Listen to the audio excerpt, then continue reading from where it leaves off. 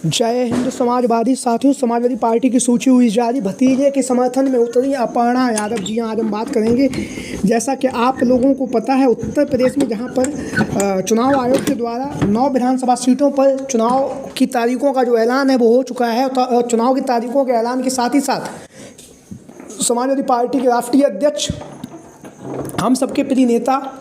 अखिलेश यादव जी लगातार जमीनी स्तर पर कार्य कर रहे हैं। जहां पर विभिन्न मुद्दों पर अखिलेश यादव लगातार इंडिया गठबंधन के साथ में मिलकर विधानसभा उपचुनाव की तैयारियों में जुटे हुए हैं। वहीं पर लोकसभा के चुनाव में जिस तरह से बेहतरीन और शानदार तरीके से जो अखिलेश यादव जी के द्वारा जो है पीडीए की रणनीति पर जो काम किया गया और इंडिया गठबंधन को अपने साथ में रखा गया, तो उसी का परिणाम है कि समाजवादी पार्टी ने लोकसभा के चुनाव में 37 सीटें जीतकर कहीं ना कहीं विश्व में और देश भर में अपना नाम कमाया। और उसके बाद ही लोकसभा के चुनाव के बाद अखिलेश यादव जी की जो भूमिका है वो जननायक के नाम से मशहूर हो चुके हैं। जहाँ पर भारतीय जनता पार्टी के द्वारा लोकसभा के चुनाव में 400 सीटें जीतने का दावा किया जा रहा था, लेकिन अखिलेश यादव जी के द्वारा अकेले उत्तर प्रदेश में भारतीय जनता पार्टी को करारी शिकस्त दी गई। और उसी का परिणाम है कि केंद्र में जो भारतीय जनता पार्टी की जो सरकार है वो नहीं बन सकी है। नए जोश और उत्साह के साथ अखिलेश यादव जी जो हैं लोकसभा के चुनाव के बाद अब उत्तर प्रदेश में जहां पर 9 विधानसभा सीटों पर उपचुनाव होने जा रहा है, उसके लिए तैयारियों में जुटे हुए हैं। जहां पर जमीनी स्तर पर कार्य करते हुए अखिलेश यादव लगातार अपने कार्यकर्ताओं को, अपने संगठन को मजबूती प्रदान कर रहे हैं। वहीं पर अखिलेश यादव जी लगातार पीडीए, पिछड़ा, दलित, अल्पसंख्यक आदि आबादी की जो वर्ग हैं उनको एक साथ करते हुए अखिलेश यादव जी विधानसभा उपचुनाव में भारतीय जनता पार्टी को लोकसभा के चुनाव में जिस तरह से करारी शिकस्त दी है, उसी शिकस्त को देने के लिए दिन रात मेहनत कर रहे हैं। लगातार लखनऊ पार्टी कार्यालय में पहुंचकर लगातार जो है प्रत्याशियों के नाम पर, जहां पर अखिलेश यादव जी ने मंथन करके चुनावी मैदान में उतारा, एक एक प्रत्याशी कहीं ना कहीं भारतीय जनता पार्टी पर भारी पड़ने जा रहा है। क्योंकि अखिलेश यादव जी ने जो नारा दिया था पीडीए का, उसी नारे के तहत अखिलेश यादव जी ने विधानसभा के उपचुनाव के लिए प्रत्याशियों का ऐलान किया है। वहीं पर भारतीय जनता पार्टी के द्वारा भी विधानसभा उपचुनाव जीतने की जो जद्दोजहद है वो चल रही है। वहीं पर सबसे हॉट सीट कही जाने वाली है वो है कहल की विधानसभा सीट। और कहल की विधानसभा सीट से, जहां से आप लोगों को पता है भारतीय जनता पार्टी की तरफ से अनेक दिग्गज नेताओं के जो नाम है लगातार भाजपा के प्रत्याशी को सूची में चल रहे थे, चाहे वो अपर्णा यादव का नाम भी लगातार चर्चाओं में था। उसके साथ ही साथ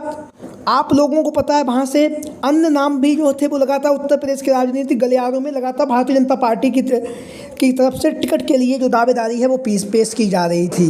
लेकिन भारतीय जनता पार्टी के द्वारा जहाँ पर अपर्णा यादव को 2022 के विधानसभा के चुनाव में जब से वह भारतीय जनता पार्टी में शामिल हुई हैं, तब से लेके उन्हें कोई भी पद नहीं दिया गया। हालांकि लगातार उनके नाम की चर्चाएं चलती रहीं कि विधानसभा का चुनाव 2022 लड़ेंगी, मैनपुरी में लोकसभा का उपचुनाव हुआ, लोकसभा का उपचुनाव लड़ेंगी, और उसके बाद फिर लोकसभा के चुनाव में भी चर्चाएं हुई कि भारतीय जनता पार्टी लोकसभा के चुनाव में अपर्णा यादव को किसी सीट से चुनावी मैदान में उतार सकती है, लेकिन ऐसा नहीं हुआ। और वहीं पर अपर्णा यादव को, जहां पर उनका नाम जो है कहल की विधानसभा सीट पर लगातार उपचुनाव के लिए प्रत्याशी के रूप में चल रहा था, वहीं पर कहल की विधानसभा सीट से भारतीय जनता पार्टी के द्वारा समाजवादी पार्टी के मुखिया अखिलेश यादव जी के बहनोई, धर्मेंद्र यादव जी के बहनोई जो हैं, और स्वर्गीय सदस्य नेता जी मुलायम सिंह यादव जी के जो दामाद हैं अनुजेश प्रताप सिंह यादव को चुनावी मैदान में उतार दिया गया है। अनुजेश प्रताप सिंह यादव पहले समाजवादी पार्टी में हुआ करते थे, लेकिन 2017 के विधानसभा के चुनाव से पहले इन्हें समाजवादी पार्टी से बाहर निकाल दिया गया। जब अनुजेश प्रताप सिंह यादव को समाजवादी पार्टी से बाहर निकाला गया, उसके बाद वह जो है भारतीय जनता पार्टी में शामिल हो गए। और भारतीय जनता पार्टी में शामिल होने के बाद धुआंधार तरीके से भारतीय जनता पार्टी के लिए उन्होंने कार्य भी किया। वहीं पर भारतीय जनता पार्टी के द्वारा जो है अनुजेश प्रताप सिंह यादव को वर्तमान समय में कहल की विधानसभा सीट से चुनावी मैदान में उतार दिया गया है। जहां पर एक तरफ समाजवादी पार्टी ने अपने भतीजे तेज प्रताप यादव को चुनावी मैदान में उतारा है, वहीं पर भारतीय जनता पार्टी की तरफ से अनुजेश प्रताप सिंह यादव चुनावी मैदान में उतर चुके हैं।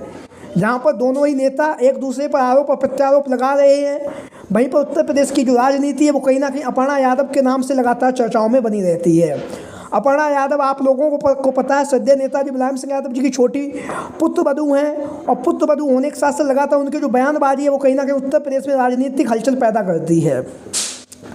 अभी हाल में ही अपर्णा यादव ने जिस अंदाज में कहा, एक इंटरव्यू में उन्होंने कहा कि अगर आज सद्य नेताजी मुलायम सिंह यादव जी जीवित होते तो समाजवादी पार्टी का जो विलय है वो भारतीय जनता पार्टी में हो जाता। जब से उन्होंने यह बात कही उसके बाद लगातार समाजवादी पार्टी के तमाम नेता कार्यकर्ता लगातार जो है अपर्णा यादव को लेकर अपनी प्रतिक्रियाएं दे रहे हैं उनके इस बयान पर। वहीं पर बहुत सारे जो लोग हैं अपर्णा यादव के पक्ष में भी हैं और कहीं पर बहुत सारे लोग ऐसे भी हैं जो अपर्णा यादव का विरोध भी कर रहे हैं उनके इस बयान का। लेकिन अपर्णा यादव का जो नाम है वो लगातार उत्तर प्रदेश की राजनीतिक गलियारों में हलचल मचा रहा है, क्योंकि अपर्णा यादव आप सभी लोगों को पता है उन्होंने पहले कहा है कि मैं कभी भी अपने परिवार के खिलाफ चुनावी मैदान में नहीं उतरेंगी और अपने परिवार के किसी सदस्य के खिलाफ वह चुनावी प्रचार नहीं करेंगी। तो वहीं पर कहीं ना कहीं अब जो कहल की विधानसभा सीट है जहां पर अनुजेश प्रताप सिंह यादव नामांकन करने जब पहुंचे तब भी वहां पर अपर्णा यादव नहीं पहुंची और वहीं पर अनुजेश प्रताप सिंह यादव लगातार जहां पर चुनाव प्रचार कर रहे हैं लेकिन अपर्णा यादव वहां पर नहीं पहुंची हैं। कहीं ना कहीं जो उन्हें टिकट दिए जाने की जो बातें चल रही थी वो भी लगातार चर्चाओं का विषय बना रहा, लेकिन भारतीय जनता पार्टी के द्वारा अनुजेश प्रताप सिंह यादव को चुनावी मैदान में उतारा गया। वहीं पर अपर्णा यादव को महिला आयोग का जो है उपाध्यक्ष बना दिया गया। हालांकि महिला आयोग का उपाध्यक्ष बनाए जाने के बाद तमाम चर्चाएं चली कि अपर्णा यादव नाराज हैं, वह इस पद को स्वीकार नहीं करना चाहती हैं, लेकिन ऐसा नहीं हुआ। अंतिम समय पर जो है अपर्णा यादव के द्वारा महिला आयोग का जो उपाध्यक्ष भारतीय जनता पार्टी के द्वारा बनाया गया उस पद को उन्होंने स्वीकार किया, पदभार ग्रहण किया। लेकिन अभी भी जो आप लोगों को पता है विधानसभा के उपचुनाव में 13 तारीख को मतदान होगा। आज 1 नवंबर हो चुकी है, महज 10 से 12 दिन शेष हैं, लेकिन अपर्णा यादव के द्वारा अभी तक भारतीय जनता पार्टी के प्रत्याशी जो हैं अनुजेश प्रताप सिंह यादव के समर्थन में कोई भी चुनावी जनसभा या चुनाव प्रचार जो है अपर्णा यादव ने नहीं किया है। तो अपर्णा यादव के चुनाव प्रचार न करने से लगातार राजनीतिक गलियारों में चर्चाएं चल रही हैं कि अपर्णा यादव जो है अपने भतीजे जो तेज प्रताप यादव है समाजवादी पार्टी के जो प्रत्याशी हैं उन्हें की तरफ उनका जो समर्थन है वो जाता हुआ दिखाई दे रहा है। हालांकि अभी तक इस बात का कोई भी औपचारिक ऐलान नहीं हुआ, लेकिन अपर्णा यादव जो है लगातार उत्तर प्रदेश की राजनीति में चर्चाओं का विषय बनी